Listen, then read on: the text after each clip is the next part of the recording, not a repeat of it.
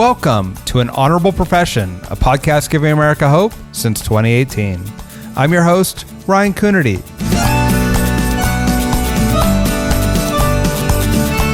As always, a reminder that An Honorable Profession is a New Deal Leaders podcast. The New Deal is an organization that supports some of the most thoughtful and innovative voices in American politics. I've been a member of New Deal for years, both when I was mayor of Santa Cruz and now on the Board of Supervisors for Santa Cruz County. You can find us at newdealleaders.org or wherever podcasts are found.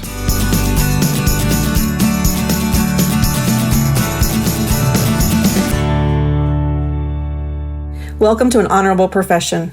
I'm Debbie Cox-Bolton, CEO of the New Deal, where we're proud to support so many of the leaders featured on this podcast. In this special episode, we hear from former U.S. Secretary of Education John King about this historic moment we have to address long-standing racial inequities. A barrier-breaking leader in education, Secretary King was the first Black American and Puerto Rican to serve as New York State Education Commissioner. He was then appointed by President Obama as U.S. Deputy Secretary of Education and ultimately Secretary.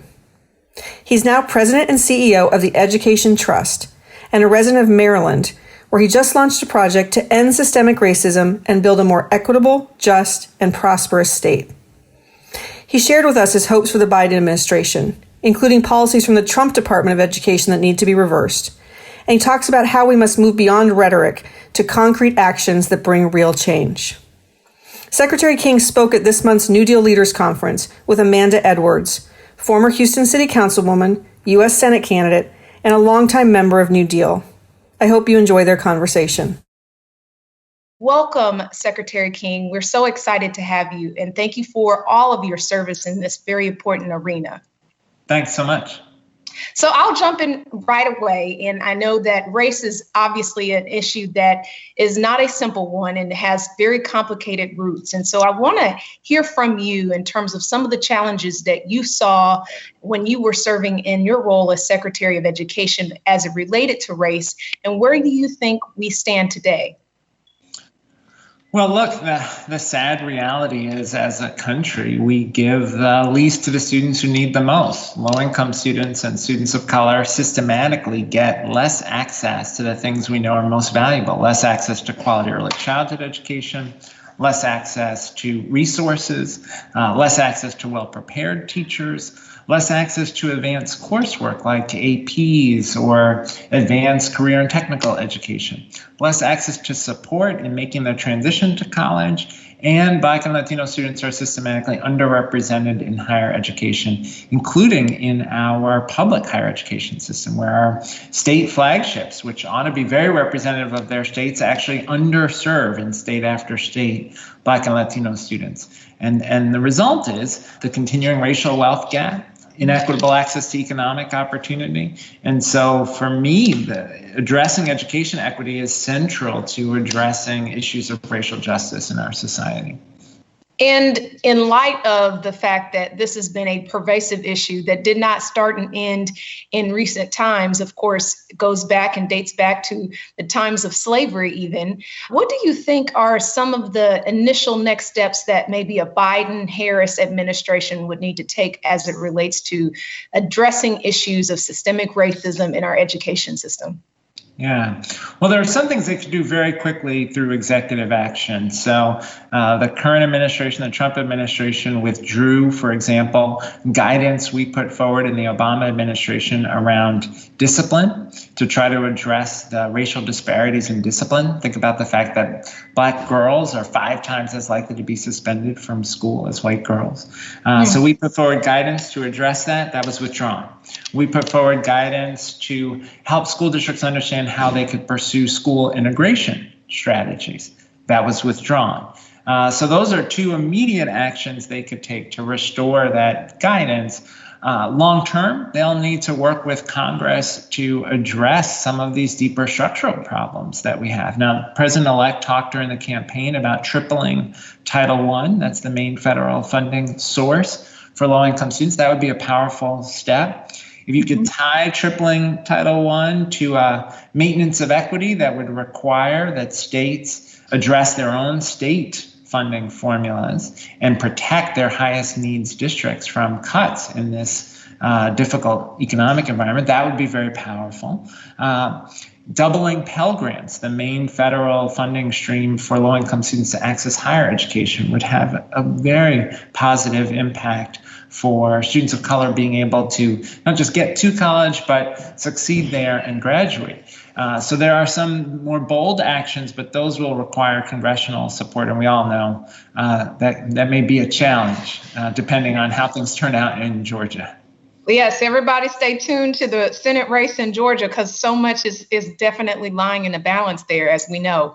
Now, you mentioned something that I think is important, because oftentimes when we talk about issues, we talk about them in silos. We talk about education as if the criminal justice system is not uniquely intertwined. We talk about healthcare as if that's something that is disconnected from issues of education, housing. All of them obviously creates a whole community and an opportunity that people can either utilize to thrive, or that holds them back. And in many of our communities of color, for example, those issues are issues that have been underaddressed, under-resourced. And so from a holistic standpoint, do you believe that there will be an agenda that kind of holistically invests in communities so that all tides will rise in terms of access to opportunity, so people can actually be successful and not be in the school to prison pipeline, for example? Well, there has to be. I think you're exactly right that these issues are all deeply interconnected. We have 30 million plus kids every day who rely on school for meals. We have 14 million kids today in this country who are food insecure. We've got to make sure kids eat if we want them to be able to thrive in school. We know that there are kids who struggle academically because they can't see the board or can't read the book because they have unaddressed vision care issues. So access to health care is an education issue. We know that a significant percentage of the folks who are incarcerated don't have high school diplomas. Their lack of ability to access educational opportunity is directly related to their involvement in the criminal justice system. So we have to see all of these issues as interconnected. I do think the president-elect prioritizing racial justice and prioritizing economic recovery from COVID is a good sign. Those pieces have to be connected. And we need states to do the same thing. We need state leadership that is forward thinking, that's asking, well, if folks are incarcerated, when they come home to the community, what are we doing to make sure they can find housing, get access to a job, get support through the reentry process? Otherwise, prison becomes a revolving door. We need state leaders who are saying to themselves, what are we doing to ensure there's a supply of affordable housing? Because if kids are homeless or underhoused, they struggle in school. So one of the things I love about the work at New Deal and the kinds of conversations you're having today is this deep understanding that people live intersectional and intersectoral lives, and that we have to not think in silos, but think in deeply interconnected ways. Well, Secretary King, you did a wonderful job of transitioning me to state and local discussion of this issue of race and education and criminal justice and the like. And of course, as part of the New Deal, folks all around the country, from local government to state government, have been working on these issues. What do you foresee being one of the biggest needs in light of COVID, this pandemic, and coming out successfully, especially with things like the digital divide really having a disproportionate impact and disparate impact on communities of color, for example? Sure. Well, we certainly need help from the federal government, right? We need congressional action on a stimulus. All the state and local officials who are with us understand that if the federal government doesn't provide additional assistance to states and to local governments, folks are going to be facing cuts, 5, 10, 15% cuts, and that will be devastating for services. So we need help from the federal level. But at the state level and the local level, I think there's an opportunity to ask, how do we, as the president-elect would say, build back better? That it's not good enough to just go back to how things were in February 2020, because that was inequitable. So what does it look like to finally take action on the digital divide? Look, we had the homework gap before COVID, where 79% of white families have internet access, 66% of black families, 61% of Latino families. But during this COVID period, that's meant some kids can't even log into school. It's meant folks can't access telehealth services, right? And so this is a moment where we should say, how do we solve that in our community? How do we make sure that every family can get internet access? How do we, as we think about economic recovery, make sure that's not just the affluent folks who experience recovery, but that we have an economic development strategy that reaches high needs urban and rural communities? How do we lower the barriers for small businesses to getting started and to growing? And I hope that we will see this really as a New Deal moment in the tradition of FDR and ask, what are the structural changes we can make? Yeah, and it's an opportunity for us to reimagine, re-envision the way that we've been doing things, because I think at this time we've gotten people's attention in a way probably before the pandemic we would have never had. People understanding as a kitchen table discussion some of the issues like digital divide and how that has an impact on students and their ability to succeed. So let me turn to your work with Strong Future Maryland, and kind of there's a bent on social justice and criminal justice as well. Can you share a little bit about some of the successes and some of the opportunities to succeed as it relates to the work with Strong Future Maryland? Yeah. So I started Strong Future Maryland because I want to make sure this is a New Deal moment in Maryland. And for me, that means we've got to do a few things. We've got to invest in education. Our governor vetoed a significant effort in the legislature last year to reform school funding in the state to get more resources to high needs districts. A very short-sighted decision. So we got to override that veto.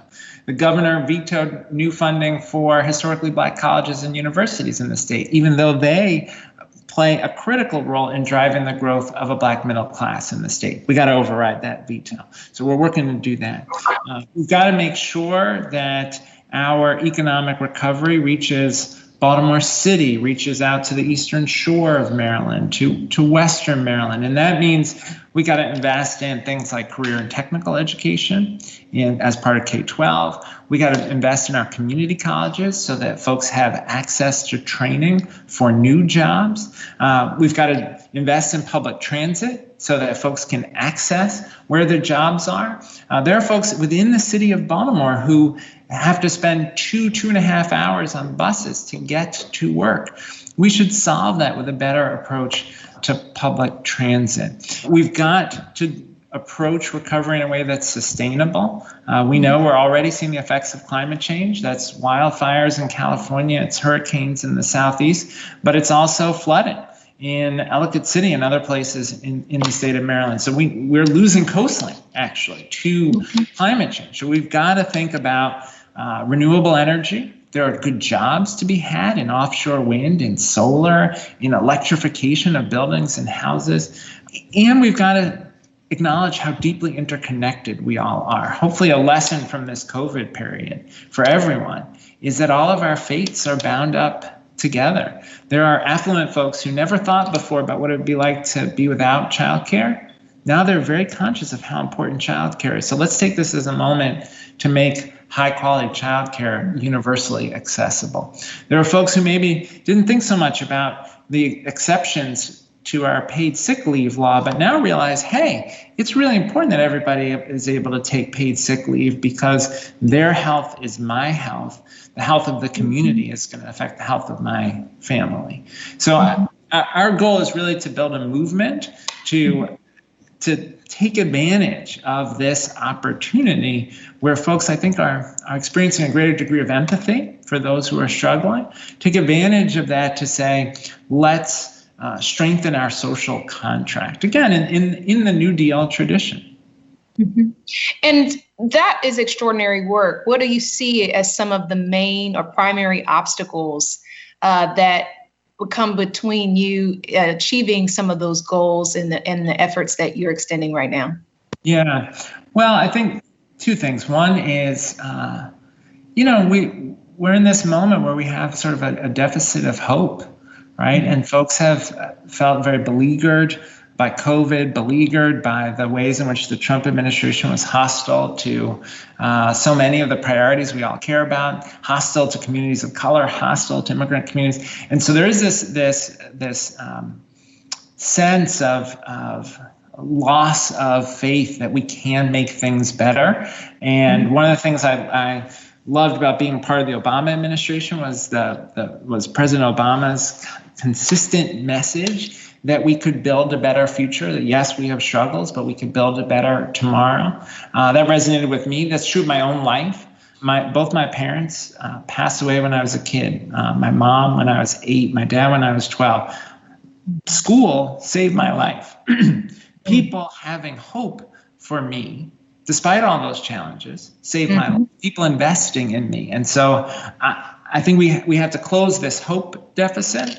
And then we also have to close this expectations gap where people say, well, we're in this financial crisis. There's nothing we can do. We can't really afford to invest in education. We can't really afford to address climate change. We'll have to deal with that later.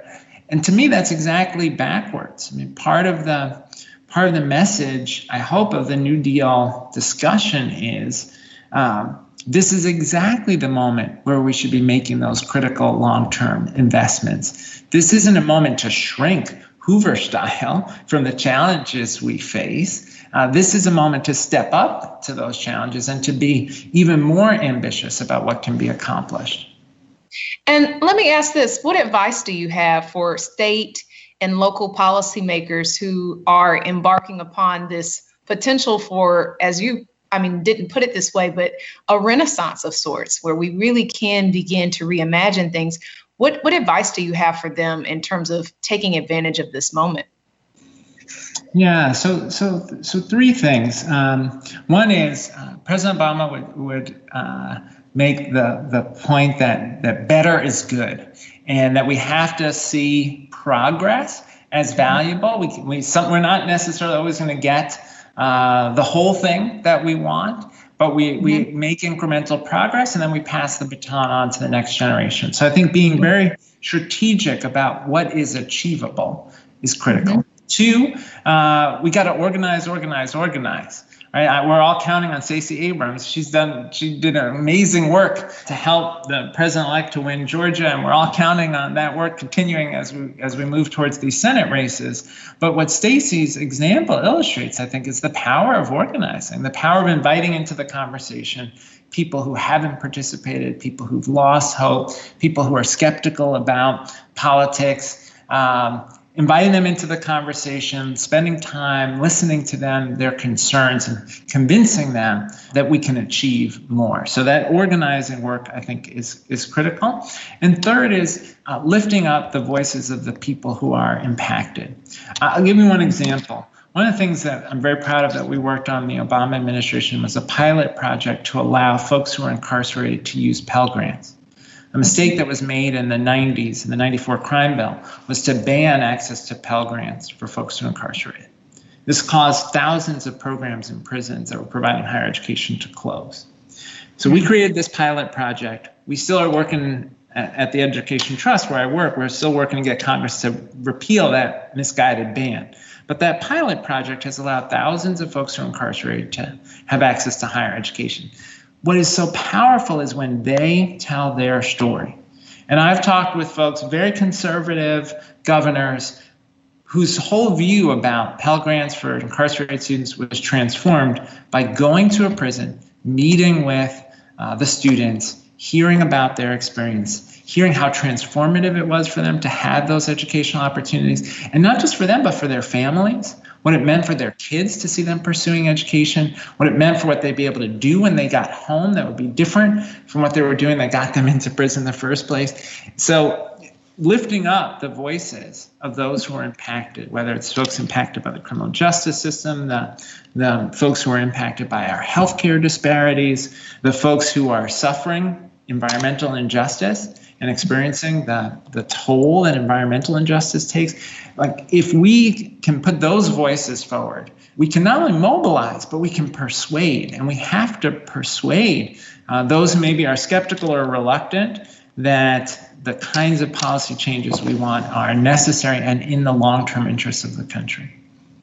Absolutely. And I think those are really sound pieces of advice. And so often it's the case that there are not faces next to and names next to the stories that we hear anecdotes about. And so having that associated with it, I think is very, very impactful and great advice.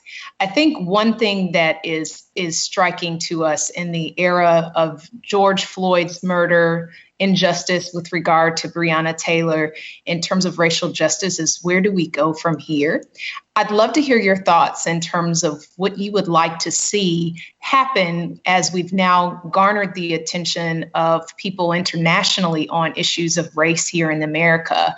What do you think are the next steps in terms of really getting that high level of engagement? There was a time in which corporations, in the aftermath of George Floyd's murder, were sending out statements of disavowing racism and the like.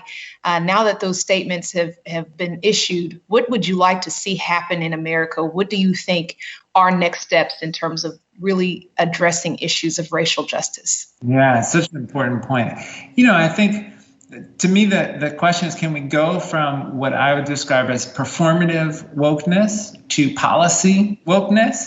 The statements are nice, but the substance is what matters, right? And so I want to know, if you're a corporation and you put out one of these, important statements of solidarity in the spring, what does your C-suite look like?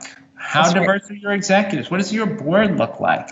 What kinds of suppliers are you using? Are you intentional about looking at opportunities to work with other businesses that are owned by people of color? Right? What are you doing to make real that rhetoric? If you're a school district, who's in the AP classes? And do the AP classes look much more white and affluent than the other classes in your school? If that's true, what are you doing to change that? How are you making kind of a substantive difference? And on policing in particular, I think we've got to ask, of course, we need accountability for officers who abuse citizens. Of course, we need changes to use of force policies, but we also have to reimagine public safety. We have to ask, aren't we asking police officers to do things that really should be done by mental health professionals? Aren't we putting people into the criminal justice system who really just need good drug treatment, substance addiction treatment? And shouldn't we be investing in that? Shouldn't we be creating more jobs in high needs communities and making it easier for folks to access jobs? Shouldn't we be doing smarter efforts to help people with reentry so that we don't have the problem of sort of a chronic revolving door around incarceration, right? So we have to think systemically, not just respond in the moment, but get at these deeper structural challenges. Well, Secretary King, this was such an insightful conversation, albeit brief, one I think that will stick with the New Deal leaders as they embark upon governing in a time that is unprecedented, but in a time that really presents a tremendous amount of opportunity. So I want to thank you on behalf of the New Deal for being one of our special guests today and for the insight that you shared, and of course, the service that you have already rendered and that you continue to render in your work in Maryland. So thank you so very much for joining us today. Thanks for the conversation, and thanks for your leadership. Thank you. Thanks for listening to An Honorable Profession. Please subscribe to hear more amazing leaders, and keep asking your elected officials to be honorable. Boots Row Group produces podcast. I'm Ryan Coonerty, and because we keep things honorable, no tax dollars were used in the making of this podcast.